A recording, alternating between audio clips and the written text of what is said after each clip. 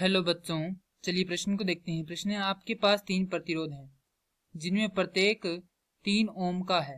2 ओम का परिणामी प्रतिरोध पाने के लिए आप इन्हें किस प्रकार जोड़ेंगे। तो प्रश्न को अब आगे हल करें उससे पहले जो प्रश्न की मुख्य अवधारणा है उस पर विचार करते हैं।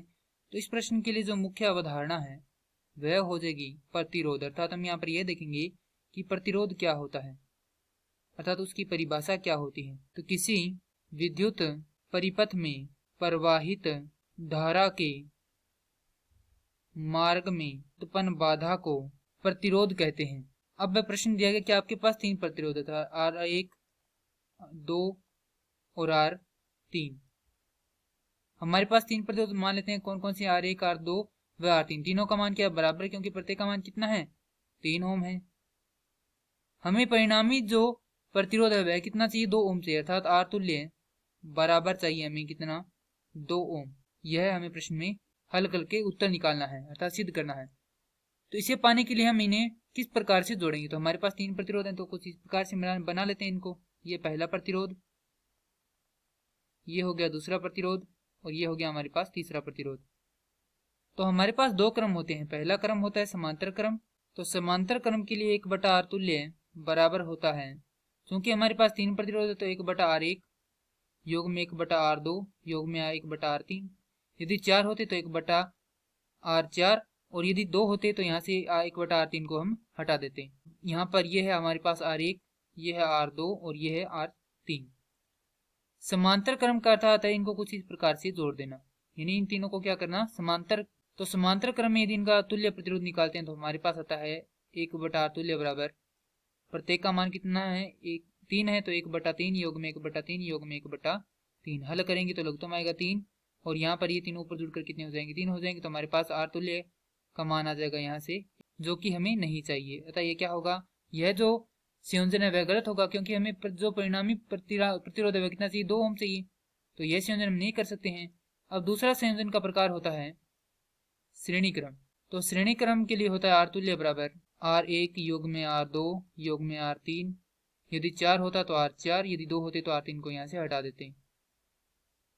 तो श्रेणी क्रम का अर्थ है कि तीनों को एक ही तार से जोड़ दिया जाए, अर्थात कुछ इस प्रकार से एक ही रेखा में तीनों को जोड़ दिया जाए।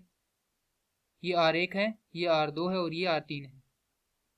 तो यहाँ से R तुल्य हमारा आएगा 3 योग में 3 योग में 3, अर्थात 9 ओम, जो कि हमें नहीं चाहिए, क्योंकि हमें प्रतिरोध जो तुल्य प्रतिरोध है कितना चाहिए? 2 ओम चाहिए। अब हम क्या करेंगे? यहाँ पर एक अन्य प्रकार से इनको जोड़ सकते हैं।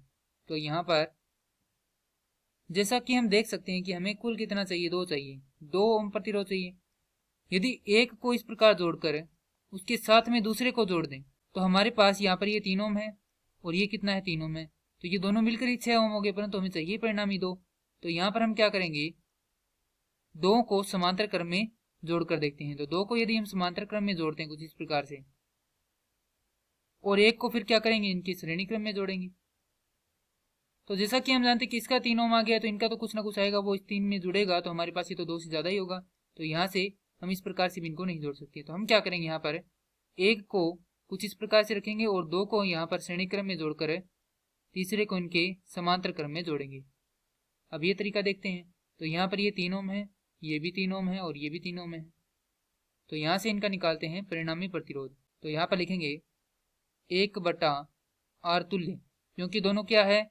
समांतर क्रम में है, तो 1/R तुल्य बराबर होगा, ये है हमारे पास R1 और ये है R2, ये है R3। 1/R1 योग में R2, क्योंकि ये दोनों क्या है? श्रेणी क्रम में, तो ये दोनों आपस में जुड़ जाएंगे, योग में 1/R3। और ये जो ऊपर वाला प्रतिरोध आएगा उसके तो ये समांतर क्रम में है, तो यहाँ से ये आ जाएगा 1/R3। तो हल करेंगे तो हमारे पास 1/R तुल्य है बराबर आएगा 1/R1 का मान 3 है, योग में 3, योग में R3 का मान भी कितना है? 3 है। तो ये होगा 1/6 योग में 1/3, लघुत्तम आएगा 6, ये हो जाएगा 1 योग में 2, तो ये होगा 3/6, अर्थात ये हो जाएगा 1/2। तो यहाँ से R तुल्य बराबर हो जाएगा 2 ओम। और ये क्या चाहिए था? हमें प्रश्न में चाहिए था कि हमें यहाँ पर 2 ओम का प्रतिरोध परिणामी प्राप्त हो। तो हमें इनको किस प्रकार से जोड़ेंगे? यहाँ पर लिखेंगे कि 2 प्रतिरोधों को श्रेणी क्रम तथा तीसरे प्रतिरोध को दोनों के समांतर क्रम में जोड़ते हैं। और यही हमारे प्रश्न का उत्तर है। मैं आशा करता हूँ कि यह प्रश्न आपको समझ में आया होगा। धन्यवाद।